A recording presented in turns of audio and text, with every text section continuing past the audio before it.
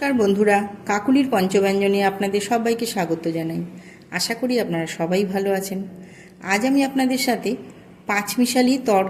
পাঁচমিশালি সবজি দিয়ে একটা লাবড়ার তরকারি করে দেখাবো। তো চলুন, এই লাবড়ার তরকারি করতে আমি কি কি সবজি নিয়েছি একটু আপনাদের দেখিয়ে দিই। আমি নিয়েছি এখানে ঝিঙে। আমি 250 গ্রাম ঝিঙে এরকম করে লম্বা করে কেটে নিয়েছি সজনা ডাঁটা। আমি এখানে সজনা ডাঁটা নিয়েছি, কেউ চাইলে এখানে কাঠুয়া ডাঁটা কিংবা পুঁই ডাঁটাও ব্যবহার করতে পারেন। আচ্ছা, নিয়েছি একটা মাঝারি সাইজের বেগুনটা আমি এরকম ডুমো করে কেটে নিয়েছি পটলটা আমি 4টে পটল নিয়েছি। বরবটি নিয়েছি 200 গ্রাম, আর নিয়েছি মিষ্টি কুমড়ো 250 গ্রাম, আর আলু আমি এখানে একটা বড় সাইজের আলু নিয়ে এরকম ডুমো করে কেটে নিয়েছি। সবজিটা আপনারা যে যার পছন্দ অনুসারেই নিতে পারেন। সব রকম সবজি দিয়ে লাবড়ার তরকারি করলে খেতে ভালো হয়। আচ্ছা, এবারে মশলা আমার কী কী লাগছে দেখিয়ে দিই আপনাদের। মশলা লাগছে এখানে লাল লঙ্কার গুঁড়ো নিয়েছি 1 চামচ, লাগছে 5 ফোড়ন,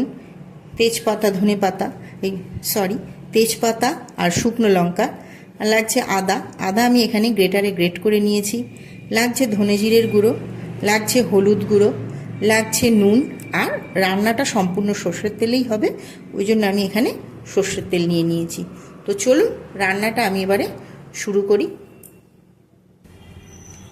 গ্যাসটা অন করে আমি কড়াইটা বসিয়ে দিয়েছি। এবার আমি কড়াইতে তেল দিয়ে এক এক করে সব সবজিগুলো ভেজে নেব।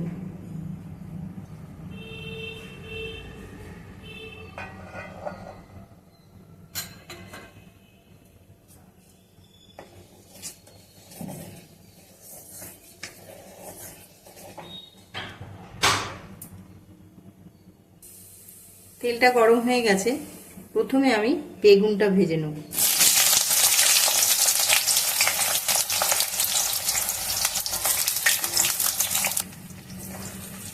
খুব বেশিক্ষণ ভাজার দরকার নেই, বেগুন এমনিতেই তরকারিতে দিলে তাড়াতাড়ি সিদ্ধ হয়ে যায়। এবার আমি বেগুনটা তুলে নেব। বেগুনটা তুলে নিলাম।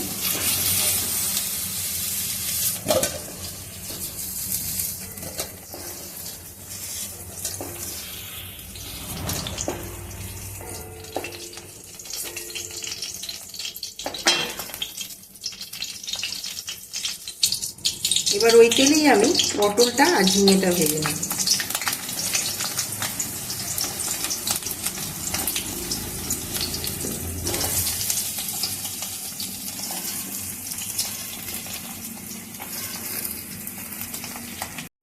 ঝিঙে আর পটলটা আমার ভাজা হয়ে গেছে। এবার আমি ঝিঙে আর পটলটা তুলে নেব।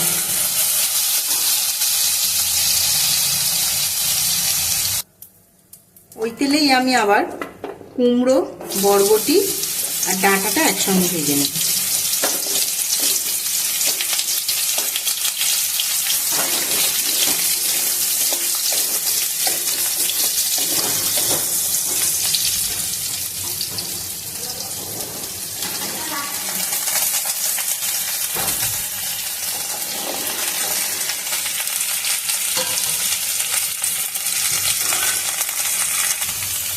কুমড়ো, বরবটি, ডাঁটাটাও আমার ভাজা হয়ে গেছে। এবার আমি এগুলোটা তুলে নেব।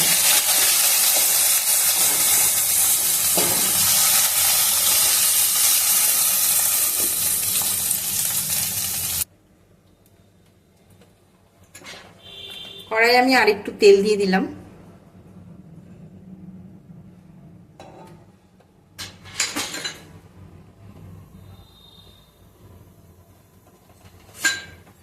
দিয়ে দিলাম 5 ফোড়ন,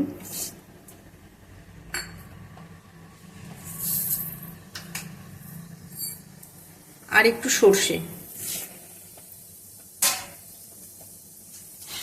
সর্ষেটা দিলে তরকারির গন্ধটা খুব সুন্দর হয়। এবার দিয়ে দেবো তেজপাতা, 2টো তেজপাতা দিয়ে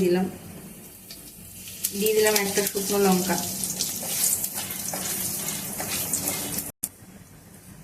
2টো শুকনো লঙ্কা আমি ফাটিয়ে দিয়েছি। এবার আমি এই তেলেই আলুটা দিয়ে দেবো।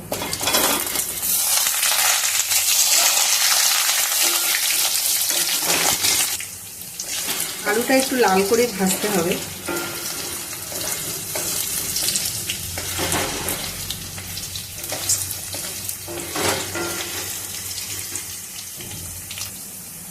আলুটা আমার ভাজা ভাজা হয়ে গেছে, দেখুন লাল করে ভাজা হয়ে গেছে। এবার আমি এতে সব মশলাগুলো এক এক করে দেব।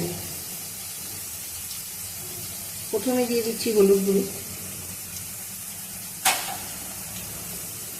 তারপরে দিচ্ছি ধনে জিরের গুঁড়ো, তারপরে দিয়ে দিলাম লঙ্কার গুঁড়ো,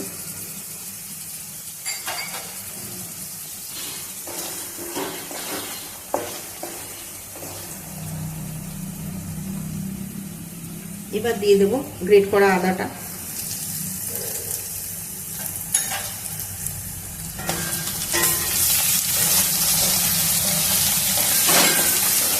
রান্নাটায় আমি কাঁচা লঙ্কা ব্যবহার করছি না, আমি সম্পূর্ণ গুঁড়ো লঙ্কা আর গোটা শুকনো লঙ্কা দিয়েই রান্নাটা করছি। আদাটা দিয়ে কষা আমার হয়ে গেছে, এবার আমি সমস্ত ভাজা সবজি কটা তুলে দেব।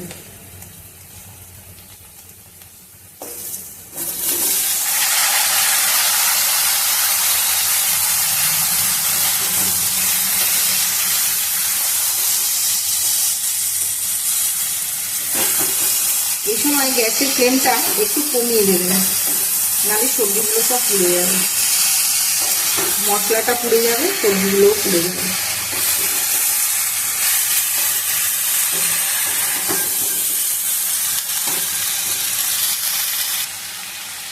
এবার আমি নুনটা দিয়ে দিলাম,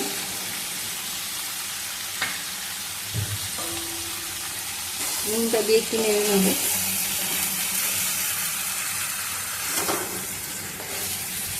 নুনটা দিয়ে একটু ঢাকা দেব, দিলে সবজি থেকে জল বেরোবে, সেই জলেই সবজিটা সেদ্ধ হয়ে যাবে। এই রান্নাটা খুব বেশি জলের প্রয়োজন হয় না। এবার আমি একটু ঢাকা দেব।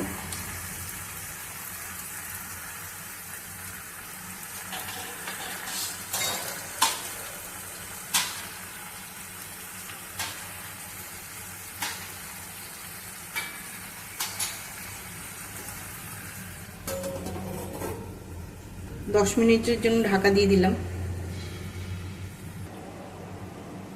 10 মিনিট হয়ে গেছে, এবার আমি ঢাকনাটা খুলে আপনাদেরকে দেখাচ্ছি।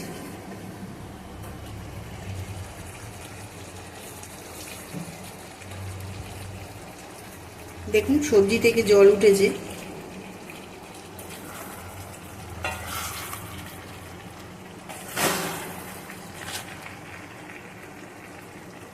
আমার আলুটা একটু সেদ্ধ হতে বাকি আছে, তাই আমি সামান্য পরিমাণ জল দেব।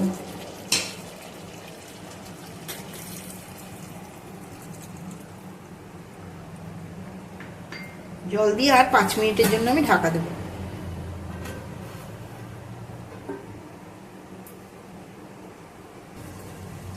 5 মিনিট হয়ে গেছে, এবার আমি ঢাকনাটা খুলে আপনাদেরকে দেখাচ্ছি।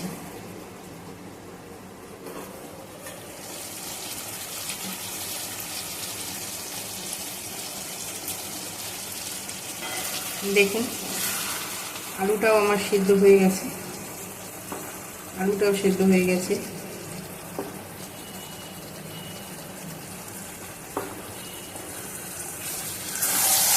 তরকারিটা আমার একদম হয়ে গেছে। এবার নামানোর আগে আমি 1 চামচ ভাজা মশলা দিয়ে দেবো। ভাজা মশলাটা কি আমি এখানে 5 ফোড়ন ভেজে রেখেছিলাম, এটাই আমি 1 চামচ দিয়ে দেবো। 5 ফোড়ন দিলে এই লাবড়ার তরকারির স্বাদটাই আলাদা হয়ে যাবে।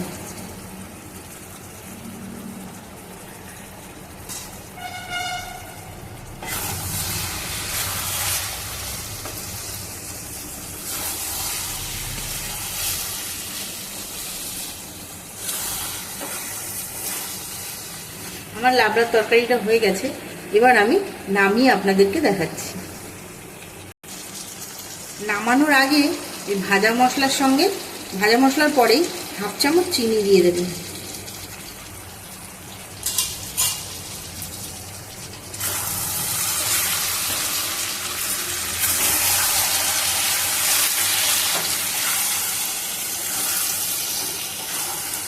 এবার তরকারিটা আমি নামিয়ে নেব। আমার লাবড়ার তরকারি একদম রেডি, এবার নামিয়ে নেব।